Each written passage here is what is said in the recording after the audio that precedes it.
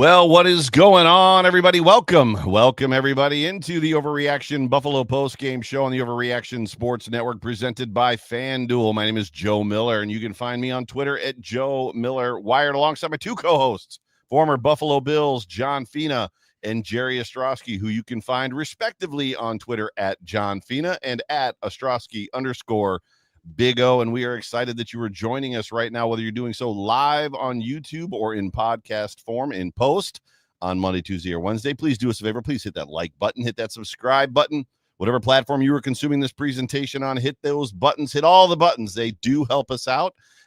They get our metrics up. It puts us in algorithms, all that stuff. So please do us a solid. Hit the like, hit the subscribe, leave a comment. I don't know, leave a review, tell a friend, all of that good stuff.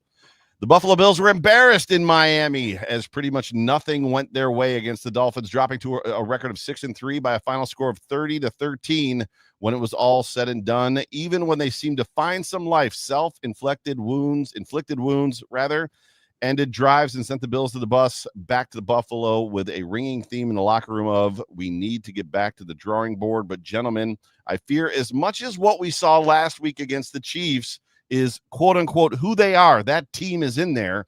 I feel like we've seen enough of this team to also ascertain that this is also who they are. But Jerry, you've been on the road for 10 hours, and John, you flew into Tucson today. You both traveling gentlemen as your boys are playing college football. But after this fiasco of a football game and Twitter melting down, how we feeling? You guys can decide who goes first. How we feeling today? Oh, well, I'm going to go first. I had to live the misery twice. I had to follow it on the app, and then for this damn show, I had to go back and watch the freaking game and torture myself knowing everything that was coming.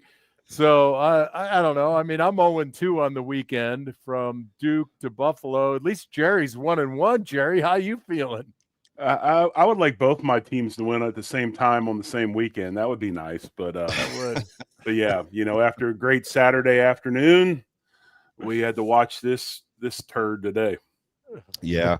Welcome to everybody that's in the comments section joining us live right now on YouTube. It's good to have every single one of you. We are Super Chat Live, so if there's a question that you want to ask one of us, specifically John or Jerry, throw a Super Chat in. We will definitely see it. I know that everybody tries to look at the comment section, the three of us, when one of us aren't speaking, but if we don't see your comment, we apologize. We're not ignoring anybody. We're just generally speaking, talking. I think for me, the confusing part is how it goes this bad so fast. And I know that it's a week-to-week league. And I know that we hear that all the time. We heard it in the post-game pressers today. It's a week-to-week league. But you're going from looking like, a potential Super Bowl contender the way that you beat the Chiefs. And it's not like they beat, the Browns the way that they beat the Chiefs, or they beat, one of the worst teams in the league the way that they beat the Chiefs, who have been on a tear. And then to come out this way and to lose in this fashion to a team that you should have beaten the way that you beat the Chiefs. That's the week-to-week part that I, as a fan, and probably all the other fans, don't understand. Jerry, make it make sense, my friend. Well, first of all, they were flat. They came out uninspired. They were lackluster. They had no energy. And it took them a half of football to get in desperation mode because they were down at halftime. And the fact that they were only down 16-0 was a miracle in itself. Yes, it was. You look at last week's Chiefs game and you're like, how could this team go from that team to the team we saw today? Well, props to the coaching staff of the Miami Dolphins. I said it last week. When you look at the Bills, they're a one-trick pony right now offensively. If they don't run the football consistently and they get behind the chains, they have a really hard time being successful and having any sort of tempo or any sort of willingness or ableness to, force themselves upon an opponent. The Miami Dolphins stopped their run game. When you stop the Bills' run game, it's hard for them to do anything. And then you look at defense, and I made the joke last week, and it was a good joke. And I'll say it again. I said I sent Andy Reid a spiral cut ham last week, thanking him for not running the football. Right. Now, maybe they didn't run the football because Pacheco wasn't in, but I thought that Hunt and the rookie they have are ample enough talents to be able to run the football against the middle of our defense, because the middle of our defense is not very good. And what did Miami do when they came out today? They ran the football, and then they stopped the run. Right. And when you run the foot, it wasn't real complex. And when you run the football, you're able to do things offensively in the passing game. When you stop the run, you limit offenses. They played the percentages and what they should have done. And then you throw on top of it the other thing that I said, because the question was posed to me last week, is this a championship roster? I said, yeah, it is, but it's dangling by a thread, and that thread is the injury thread. Right. And what happens today? More of them. I've never seen anything like it. And Kincaid's hurt again. Jackson goes out after he finally gets a chance to play and do something. Whoever else, then you have the inactives and all the guys. So it's like we're playing with our C team right now. So that margin of error is really, really thin. And then offensively and defensively, there's only, once these things are taken away or, the margin of the Bills right now between what you saw in Kansas City and what you saw in Miami is so thin. It's tough. And then you throw in the fact they show up flat, which is amazing to me. Yeah. And you do a jab today. Yeah. John, any comments to follow up on that? I do have a question for you, John, but if you've got a comment to follow up on that first. No, go ahead. Let's hear your question, Joe. Is it never I know that football teams, sports teams, I played high school sports, I played certain things in college and whatnot. I know that routine is a big part of everything that goes into these things. They want to stay in routines. And I know that, through the years, there's been conversation about, no more 1 o'clock games. So being all over the place on prime time. And I know this was a 1 o'clock game. That's not my question. My question is about Jerry's point, which we all saw, them being lethargic, being flat, heat, no heat, whatever it is, you travel, no travel. I don't care. Is it never obvious? I mean, if you have such routines, is it not obvious in your pregame warmups, in your routines? Is it never? Because it feels like it's not just one player. It's not a domino effect where one guy gives a lackluster effort, and then it's like, oh, if that guy's not trying, then I'm not gonna, and I'm not gonna, and I'm not gonna. It feels like it's a whole team thing. I know where you're going with that. I think the issue might be, number one, they've got to recognize that we're everybody's Super Bowl, right? Sure. Just like Kansas City is everybody's Super Bowl. To Jerry's point, we're a run-first team right now because we're limited in our passing attack for a variety of reasons. And I'm going to say this, and I'm probably going to get heckled a little bit. Just because we're 2nd and 8 or 2nd and 7 after a running play, and we were in that situation a lot. We went right to the pass. And for me, I'm looking at, we're a run first team. I would rather go ahead and run it again on 2nd and long-ish, 2nd and 7, 2nd and 8. Get into a manageable down and distance for the type of passing attack that we have. Now, I know that I skipped over your question. I did it on purpose because I felt like I just had to say that.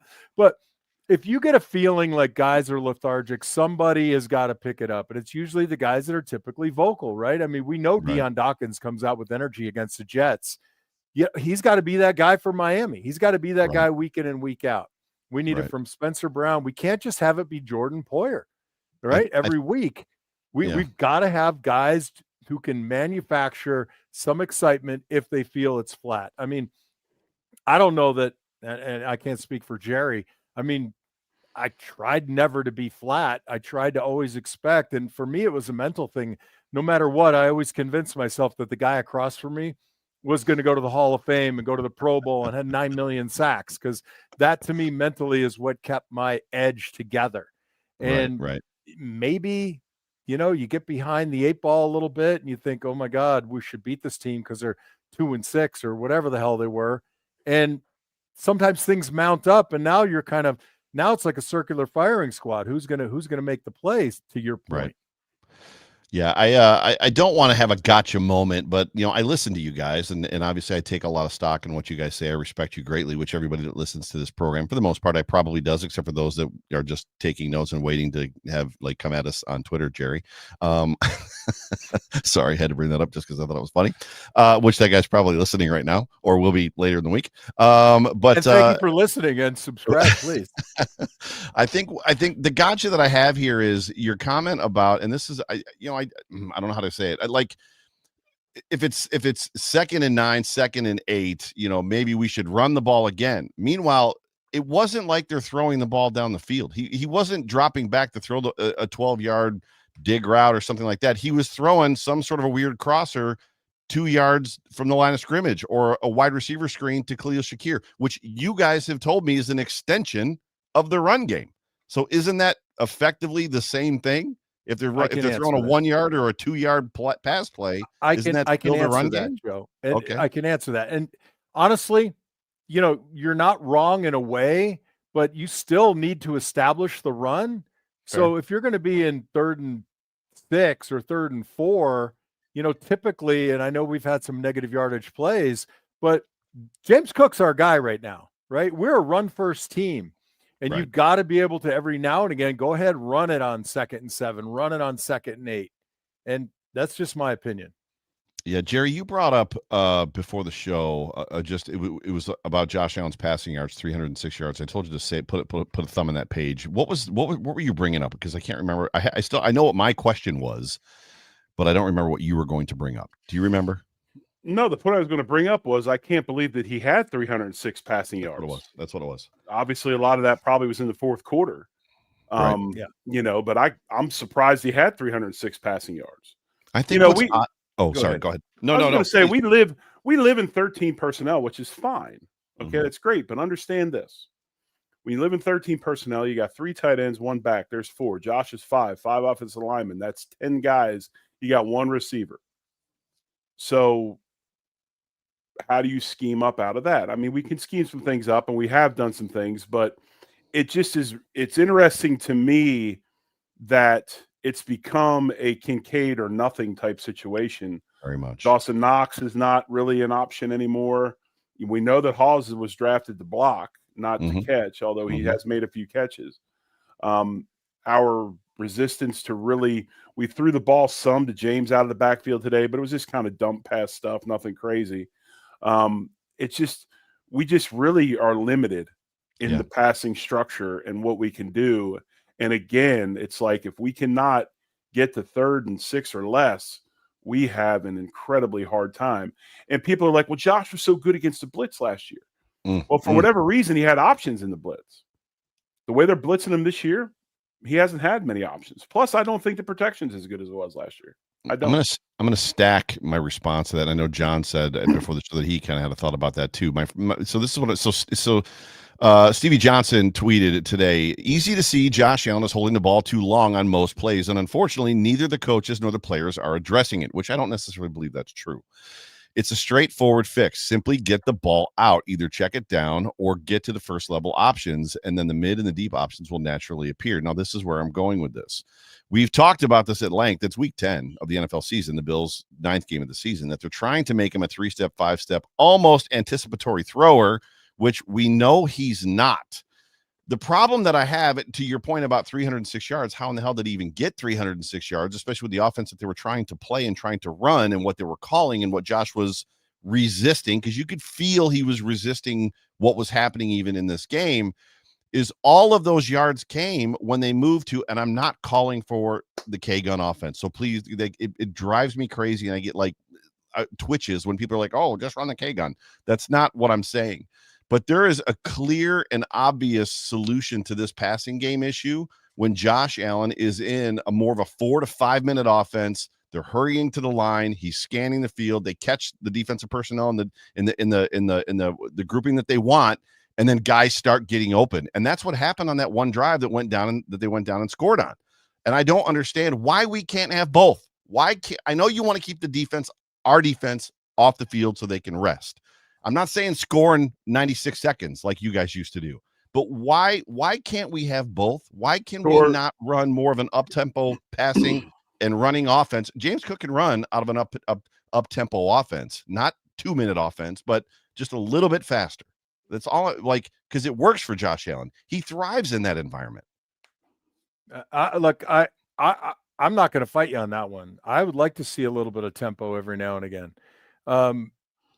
And earlier, something piqued my interest as I was watching the film today. There were a lot of times where Josh just didn't take the easy option that was open. Yes, there were times when the free rusher belonged to Josh and the outlet was there and he didn't hit him. there were occasions where he left the pocket too damn early and his eyes were too far downfield and he missed the open guy underneath who had sufficient yardage either for the first down or get us into a 3rd and short situation. And he's just, I don't know if Jerry, and I haven't looked at it this closely, if he's leaving the pocket and if his eyes are, just too far upfield, or sometimes he's too down low. And when he pops up, he's launching it downfield. So I didn't think this was a great game by Josh. I mean, he missed a lot of open stuff. There were multiple instances where pressure came that belonged to Josh and the running back, and whether he was supposed to pick him up or leak into a reserve, outlet role, they just missed it. Those are the kinds of things you can't miss them. It's true. And Jerry, I don't mean to cut. I know you want to, John referenced, I know that you want to say something, but as much as that's true, there was many instances where guys were not open and could not get open. So it's Josh, scheme, guys. It's a blend. It's a blend. You got to find. But I don't want to come on the show and be like, "Oh, it's all Josh's fault. He didn't pick up." No, and I'm not saying that. But like those guys were not open, like a lot. Jerry, you can go ahead. Well, no, I think we see a steady diet of man coverage, and we see man coverage because there's teams don't feel there's threats outside. Right. Now, granted, if you add receivers to the formations in man, you can get more stuff open because you're not going to be able to man up just everybody. But right. I don't know where the happy medium is. I really don't, because this is the same team, and we were all talking completely differently last week. Yes, we were. About how they played the Chiefs and how it was a masterful performance by the Bills and how Joe Brady was the master manipulator. And so we've gone 7 days, and that's why my show's called 7 Days to Sunday. We go 7 days, and now all of a sudden we're back to we're the worst football team in the league. And anybody say that? Twitter, it's out there. It's out there. It's out there. And I'm not trying to make excuses, but I've seen that. But I mean, reality strikes pretty hard. In reality, that was my sarcastic point, John. Thank you. Yeah, I know. Thank you.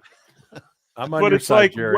Where's the happy medium? Right? Where's the happy medium? In this room, we're the happy medium. And I know what you're saying, Joe. I get what you're saying, and it comes a point in time where it's like, you're trying to force this guy to do something that he doesn't see, or he doesn't, or can't do, or can't. And isn't this the Carwell Gardner story? Isn't this the Jim Kelly Carwell Gardner, where at some point where Josh Allen's like, I can't be that guy. No, I can't be a 3-step. I'm not Brock Purdy. No, I think more than anything, it is when they have you look at the Bills and they've got, like, I think up until maybe last week or whatever, scoring touchdowns on their first drive was like they were like 1 or 2 in the league, and now today it doesn't happen.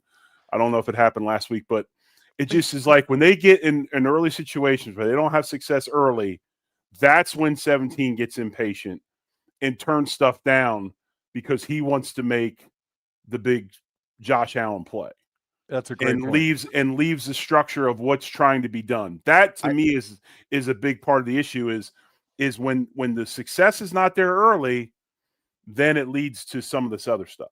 I will concede that point that you are right, and he doesn't have the horses on the outside, or they're not on a personnel package, like to your point about being in 13 a lot, to have guys roaming free out in the secondary someplace. He just doesn't have that. So he has to stay within structure. And for those that don't understand the Carwell Gardner point, Jerry and John like to tell the story about when they tried to move away from the K gun, the 2-minute offense, and Carwell Gardner was a big part of that, and it just wasn't working. And Jim was like, "Get out of here!" And then immediately went back to the K gun, and then marched right down the field and scored touchdowns.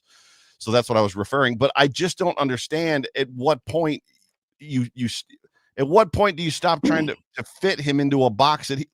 So another thing that was creeping up on Twitter today that I hadn't bought into, and then today was kind of like, maybe, is there was a lot of people, and it wasn't just one person, and they weren't stemming off of each other. It was just coming through my feed about Stefan Diggs was right, and this is why he left.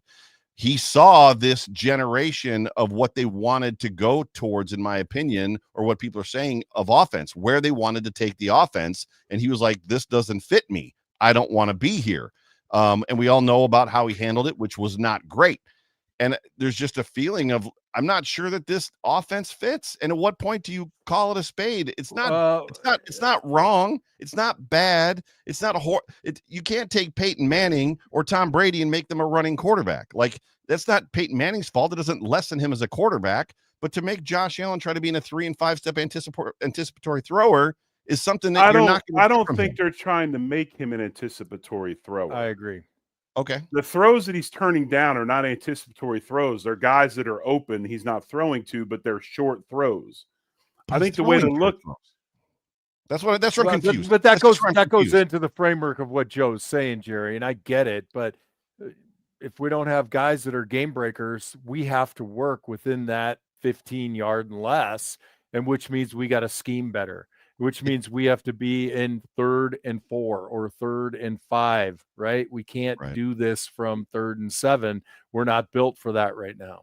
The point I'm trying to make, Joe, is we're down 16, and he does not want to throw the 8-yard check down to whoever that's open. He wants to try to find the big play because he wants to get back in the game. That's right. Instead of taking the 8-yard play. And that's to me is what I'm saying. I'm not saying he can't throw those, or it's just there's certain points in time, especially when the score gets stretched out, that he becomes impatient with those. But it's here again, it goes back to the same deal, and we're beating a dead horse again. We've got this show, and it all goes back, all these things, and it always goes back to who? Josh Allen. It's all about Josh Allen. Josh Allen. There's 10 other guys on the field. Yep. And there's 11 guys on defense. There's 11 guys on the field, special teams at any point in time, right? And it's like, this is the same. It's the same team doing the same stuff that beat the Kansas City Chiefs last week, the way they beat the Chiefs. So where does the rubber meet the road? Where was the issue? To me, like I said, my main 3 things were, you look at the way they came out of the locker room. They acted like the 2-7 team, not the 2-7 team. Yeah. Okay. They had no energy. They were they had nothing. And then you throw in the injuries on top of it. And I know everybody gets hurt. Yeah. Well, does everybody get hurt at the rate we're getting hurt? No. Look at our defense right now. If the defense was healthy, who's on the field? It's like, it's a totally different. It's a totally different squad. Oh, don't get me started on the second level run support, Jerry. Don't get me started because Jerry's getting saucy, Joe. Jerry's getting saucy, and you know what? When I'm feeling saucy, and I'm getting hot, or I'm just original hot, I go to the Anchor Bar. And we got an Anchor Bar in Tucson, Arizona, right down the street. Fina works there. Went out there the other night, tipped her real good. The wings were crispy and delicious. The service was fantastic because I don't want to fire my daughter. She was great. You can get hotter. You can get spicy barbecue. You can get mild. You can get extreme heat, which is what we got right now in a Bills loss against the damn Dolphins, who I despise. And if you can't enjoy these wings at a local Anchor Bar, then get on the internet and order them, prepare them at home. You can buy the sauce. They ship them everywhere. Go to anchorbar.com today. Relieve your frustration, just like Jerry and Joe and I are doing right now. But get saucy, get some wings, go to the Anchor Bar. Jerry, finish your point, please. I forgot. I'm supposedly upset, so I'm just. You're not upset. We're all upset, Jerry. They were I don't think you're upset at all. We came out like the 2-7 team, packing it up first week of January, not the 6-2 team that should have come out and walloped the fish people. No, I don't think you're upset at all, Jerry. I mean, it just goes back to the same. We're arguing the same points over and over again. And it's also the same team, and I agree. I agree with this guy right here. I agree with him. 72 hours ago, you frauds were on cloud 9. I don't consider us frauds. He's a Chiefs fan. I know he is, but I agree with him. We're on cloud 9. So if he's calling us frauds, that's silliness to call us frauds. I mean, right? And I'm not saying do nothing part. More than approach this. He's calling all of Bill's Mafia frauds. He's not calling us. He's not calling us. Well, look, I took it personally, Joe.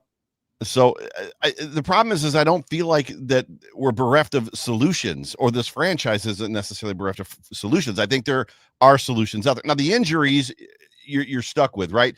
So the Dolphins come out, Tua throws an arm punt, right, and has a turnover, and then the offense can't do anything. Dolphins go down and score. Offense can't do anything. Dolphins go down and score. Offense can't do anything. Dolphins go down and score. So there's blame to go around. Like the wheels were off. And then even when something good was happening, James Cook fumbles. Josh Allen throws an interception in the red zone, which he rarely does. I was going to get to the turnovers. Yep. Josh Allen fumbles on that ball that, it was, I thought he was possibly going to break away, shed those tacklers and make it all the way to the end zone, but he fumbles. We don't make it on 4th and 1 in the middle of the field, which was a ridiculous play. There was, I didn't even rewind it. There was comments out there that they lined up, snapped the ball to run that play. The Dolphins called a timeout and the Bills ran it again. They ran the same play again after giving the look to the Dolphins. See, I don't know if that's true. I don't know if that's true or not. When I see the all 22, I'll be able to tell you even more. Yeah. I watched the game, but it was on my iPad in my car, so it's a little bit hard to watch everything like I will on all 22. But no, I mean, it's, and here's the thing is like, we'll spend a segment on, well, what about Joe Brady? What about Josh Allen? What about the linebackers? What about the secondary help? What about the offense? This was a team effort today. Oh, yeah. This wasn't one group. And you're right about that, Jerry. They played complementary football. Yes, they complementary suck. They played complementary football. This is not the one game was not horrible. Right. The punter was outstanding. The punter was great. But it's just like we want to go ahead and pry all these things apart, and it's this, it's that. It was everybody. It was everybody today. It was everybody on the sideline. It was everybody got in the airplane and flew down there. It was everybody. Yeah, it wasn't one group. But I feel like there's so this game was with Darcy, and I just got to say thank you, Darcy, for tuning in. Tell a friend. Darcy. We really appreciate it. We're not ignoring you. We're just getting a little hot and heated over here, Darcy. Thanks for being in the comments. There were moments and opportunities to win this game. Any one of those 3 turnovers, 2 of those 3 turnovers, none of those 3 turnovers happened. This is a completely different football game. They were all on the plus side of the field, Joe, to your point. Yes. They were all when we were threatening to go in. Those drives were, I'm not going to go back and tell you they were all 5-minute drives, but you invest that much, you get that far down, and you turn the ball over, and it's debilitating. And going back to what Jerry said, you come out flat and you think you can overcome it and you start to feel good, and then something else happens and you're climbing up that hill and it's just made of mud and you're not getting any traction. And playing down there at any point in time is always miserable. I hate that place. Hate it. It's horrible. But let's look at something else, okay? Let's look at something else. We're not counting Ed Oliver and Michael Hoyt who are on the injured reserve, and we got guys on injured reserve. You look at Josh Palmer, starter, Taron Johnson, starter, Codrington, whatever. Shaq Thompson, if he's playing, he's probably starting. Christian Benford, starter. AJ Epinesa, huge part of what they do on third down. Okay, those guys not playing. Jackson, who comes in for Epinesa, hurt. Kincaid, hurt. It's just never ending. It's never ending. And here's the way I look at this. And even if you look at the weekly report, I mean, here's how this week went. Monday, everybody's on cloud 9. They expended a boatload of energy to beat the Chiefs, right? Mm-hmm. Physical game, got after it, amazing victory. Tuesday, everybody's staring at their phones and their computers with bated breath, waiting for the trade to happen. The trade never happens. You get that's a letdown. You get to Wednesday. Who didn't practice today? Half the team.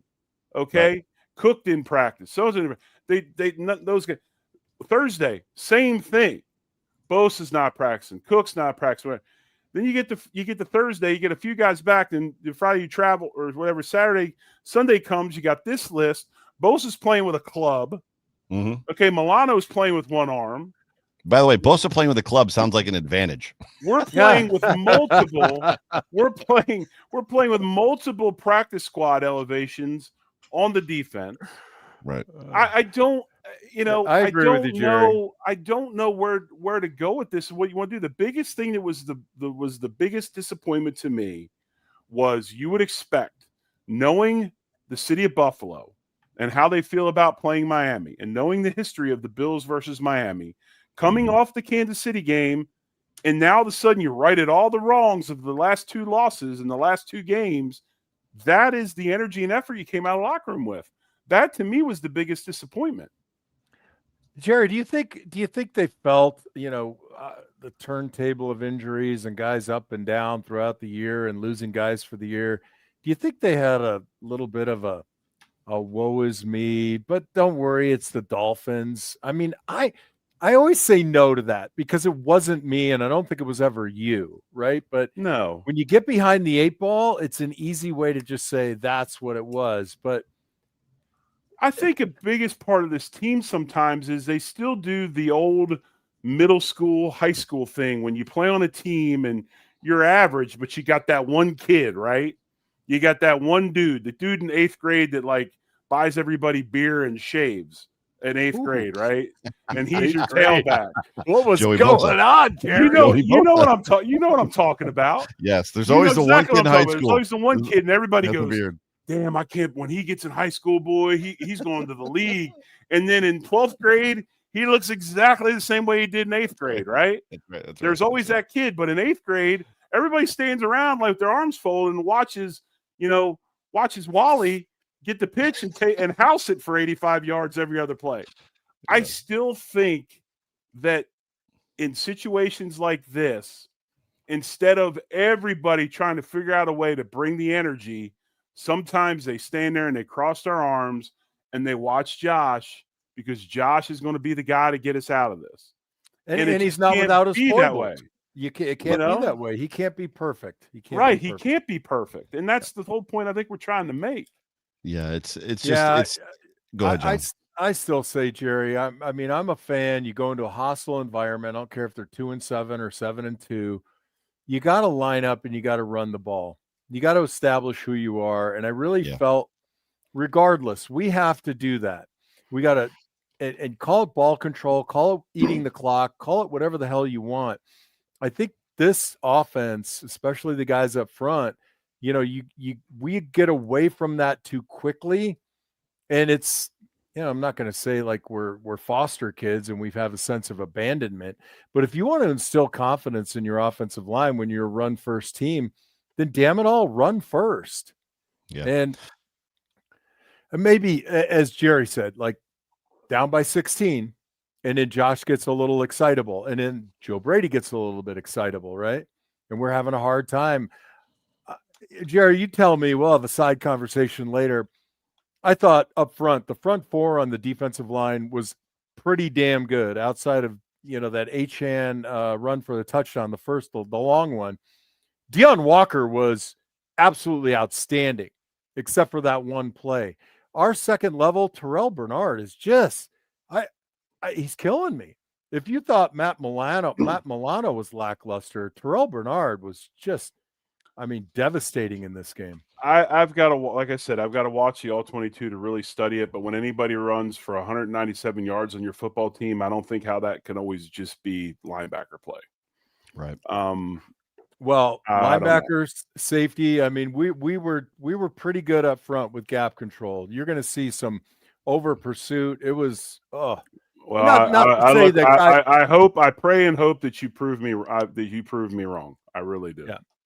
There weren't guys doing ridiculous things like I'm going to make the big play of the game. They were stout. They were in their gaps, and we weren't getting any help. Although Cole Bishop was pretty strong for the most part in this game. I was just going to say that, there were a couple redeeming things from this football game. Cole Bishop being one of them. Hairston, yep. Maxwell Hairston also played pretty well, which is funny too, because the one Achane run, he tried to run him down and then dove for his ankles at the one. And I'm like, yeah, just don't do that. Like, there's no point in we're trying to hurt you as well. Like, we don't need you injured. Just let the guy run. You're not, even if you tackle him by the ankles at the one, he's falling in the end zone.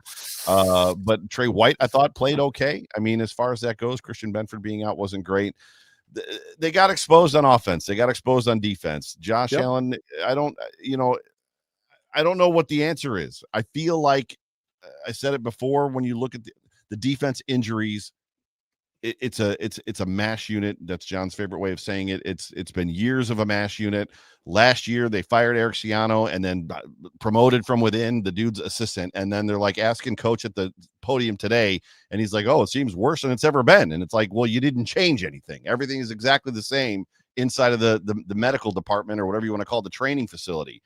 But when I'm not going there with you, Joe. I'm just not going there. When you look at the defense, and what the defense is doing, to Jerry's point, they're riddled with injuries. Like, the guys are missing.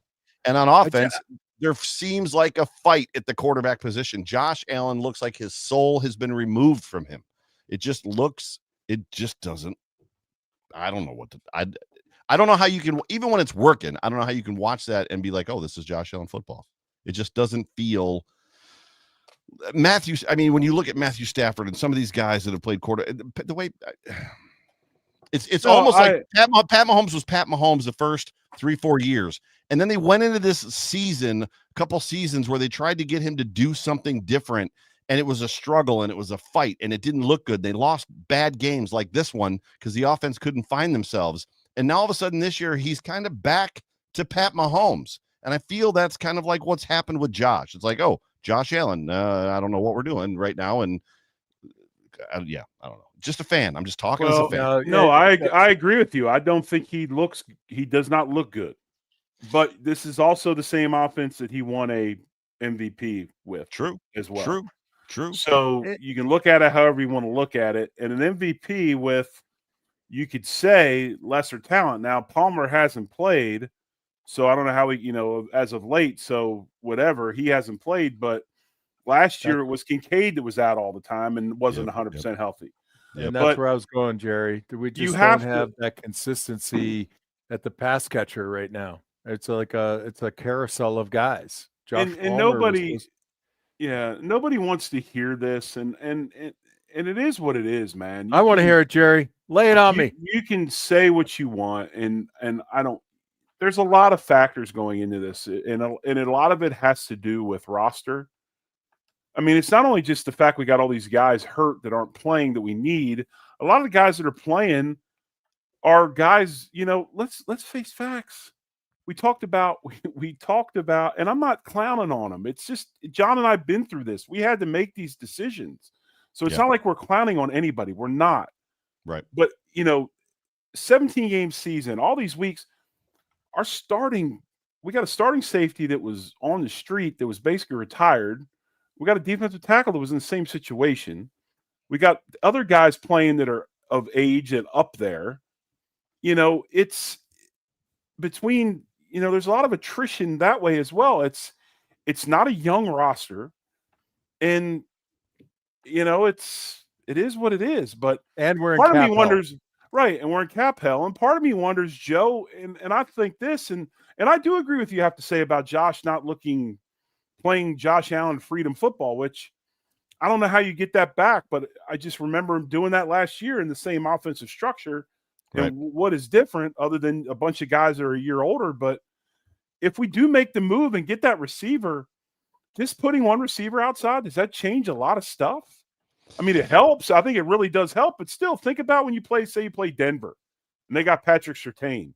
Okay, you made the move for this guy. Say they got Waddle. I'm going to put him on Waddle, man. Now you got – so it's not just one magical piece and poof. Everything gets better. But what is the answer when? And I'm just thinking about this now. So I made a joke tweet around before halftime that Joe Brady was absolutely in love with what he was watching from the Dolphins offense. Tua Tagovailoa, 3-step dropping and firing short passes to open receivers short. I feel like if you put Tua Tagovailoa on the Bills offense, like with this offensive line and even the guys that he has around him, he could be semi-successful because this is his game. Aren't we semi-successful? Why are we keep going back? We don't run an anticipatory throwing scheme. Short throws don't mean anticipatory throws. I don't know how you can have a 3-step drop and not be anticipatory. It doesn't work that way. 1, 2, 3, the ball comes out. I mean, that's just. Well, he's throwing to a spot. He's throwing to a spot. And you see a lot. That's an anticipatory thrower, though. That's what throwing to a spot is. You're right. You talk about Tua. Yeah. It's just and I'm not trying to beat a dead horse. I think what we're all going through right here, Joe, and I'm with you on this. It's like this is disarray right now. We're not sure of our identity. The only thing we do know is that everybody wants. We don't know our identity. It's week 10. Everybody wants to beat us like it's their Super Bowl, and we have to be perfect. And we're just taking turns making mistakes, and we have piles of injuries. Our rotation on defense is it's beyond hilarious. Like, I'll tell you this, on the first few snaps of the game, I'm like, who's playing on defense? Like I'm trying to find like who's that guy? Who's that guy? And Who is wearing 72? yeah. For sure. All right, this show seems. I'm not going to go through the stats. No We can wrap it up. stats. I mean, for God's sakes, I don't even have enough bourbon left in this glass for the stats. I don't feel like that we're vibing too well on this program right now. So I don't know if you guys have any final thoughts before I get us out of here. I have a final thought. I'm definitely going to the Anchor Bar at 22nd and Kolb this week because chicken wings will make me feel better. Bill's Mafia, get out there and get some damn chicken wings. They always make you feel better. It's science. It's science. Absolutely. Yeah. I'm ready to play next week. Ready to get to Tampa. I'm ready. Yeah, Tampa, who got beaten by the Patriots to go one more game up on the Buffalo Bills in first place in the AFC East. Yeah, there's always next week. It's a week-to-week league, and hopefully next week we see the Buffalo Bills Chiefs version of the Buffalo Bills. But ladies and gentlemen, thank you so much for tuning in to the Overreaction Buffalo Postgame Show on the Overreaction Sports Network.